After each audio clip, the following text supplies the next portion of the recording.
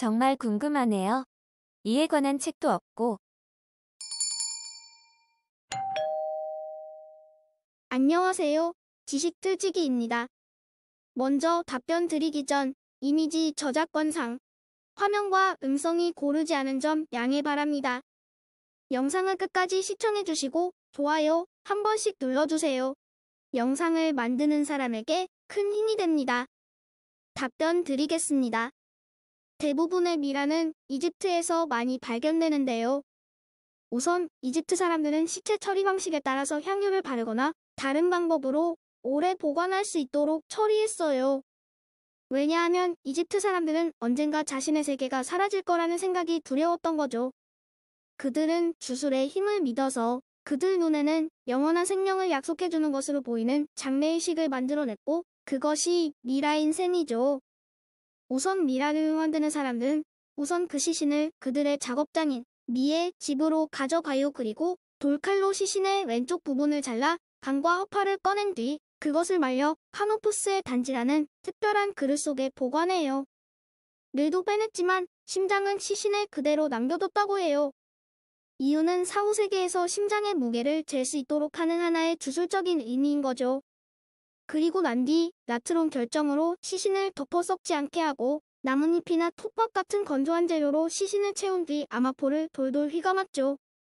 이집트는 시대마다 처리 과정이 다양했는데 전에는 내장이랑 다 제거했다는데 후대에서는 내장도 썩지 않게 그대로 보존했다고 하네요. 시체에는 송진을 발라 마포로 싸는 방법은 변함이 없었고요. 이집트 외에 카나리아 제도의 구안체인과 뉴기니, 오스트레일리아 사이의 토러스해 연안에 사는 부족 남아메리카 인카인들도 미라를 만졌다고 하네요. 이집트 미라는 일반적으로 역청으로 처리되어 약효가 있다고 여겨지고 있어요.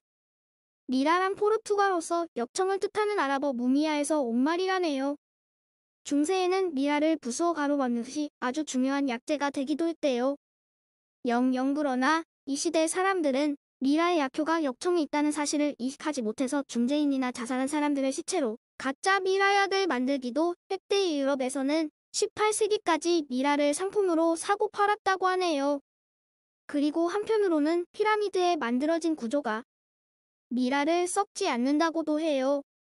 그 피라미드 구조, 외계인이 만들었다는 설도 많이 들어보셨죠? 그만큼 피라미드가 정신적으로나 육체적으로 참 좋은 구조라고 하네요. 그래서 독일이었던가 어느 나라에서 그 피라미드 속에 칼날을 놓았던가요? 그 실험을 통해 피라미드의 면층이 습기와 온도인가의 변화 때문에 부패가 아주 잘 안 되는 것으로 밝혔다는데 이 점에 대해서는 자세히 몰라서 이 부분은 한번 검색란에 찾아보세요. 아참, 그리고 얼마 전에 신기한 것을 봤는데 100년 전에 죽은 아이의 몸이 정말 하나도 변함없이 인형처럼 잠들어 있는 것을 보았는데 무슨 약품 때문에 그런다고 하더군요. 자세히 안 들어서. 근데 중독성이 강해서 그것을 시술하는 사람도 중독이 되면 죽는다고 하던데 그 약품은 잘 모르겠네요. 그럼 이만 문 재제기한 문 답변 써드립니다. 사실 저도 이 질문 보고 찾아본 내용이라 잘 뭐라 말씀드리지 못한 점 죄송합니다. 안다면 성의껏 답변해드리겠지만 모르니 이해해 주시고 넘어가 주시기. 를 꺼낸 이유가 콧물 때문에 라고 하셨는데 그 내용은 찾을 수 없어서 한번 님이 직접 지식을 찾아보시는 것도 좋을 듯. 그래야 머리에 남죠. 그럼 안녕히. 내용 추가 참고하시길. 미라를 만들려면 죽은 파라오의 몸을 깨끗하게 씻고 연기나는 기름으로 처리합니다. 그리고 왼쪽 콧구멍 속으로 길고 뾰족한 갈고리를 넣어 두개골까지 구멍을 뚫고 뇌를 꺼내죠. 이집트인들은 뇌가 사후세계에선 필요하지 않다고 여겼기 때문입니다. 그리고 왼쪽 갈비뼈 밑을 갈라 심장만 제자리에 두고 파간 창자 위를 꺼내어 수호신의 모습이 새겨진 카노푸스의 단지에 넣습니다. 장기를 꺼낸 몸속에는 부패를 방지하는 효능이 있는 이집트산 자연산 방부소금 나트론을 헝겊에 싸서 꼭꼭 채워 넣습니다. 이때 시체의 모양이 흐트러지지 않도록 주의해야겠죠. 그리고 몸 전체를 나트론으로 뒤집어 씌워 말리며 몸에서 나오는 체액은 작은 구멍으로 흐르도록 놔둡니다. 40일이 지나면 나트론을 걷어내고 바짝 말라서 딱딱하게 굳은 몸을 씻겨 기름칠을 하고 냄새 좋은 향료를 뿌린 후 송진으로 문질러줍니다. 몸과 머릿속의 빈 공간에 헝겊을 채워 몸 모양을 다시 만들고 몸에 갈랐던 부분을 조심스럽게 빼냅니다. 이런 미라를 값비싼 보석이나 금으로 덮어야 합니다.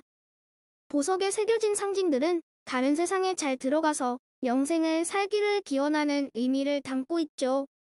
마지막으로 가늘고 긴 붕대로 미라를 둘러쌉니다. 이때 손가락, 발가락, 팔, 다리 등은 따로따로 붕대로 감아 떨어지지 않도록 각별히 조심합니다. 붕대를 한 겹 감고 그 위에 시신에 입히는 옷을 넣고 송진 처리를 합니다. 그 위에 또 붕대를 감아 미라가 정상적인 사람 크기만 해질 때까지 감습니다. 이때 미라를 만드는데 들어간 붕대의 길이는 농구 코트를 덮고도 남을 정도인 것도 있습니다. 이런 과정을 통해서 만들 때 쓰는 기름이나 향료, 소금 등을 적절히 이용하기 때문에 미라가 원형으로 유지된 것이 아닐까요?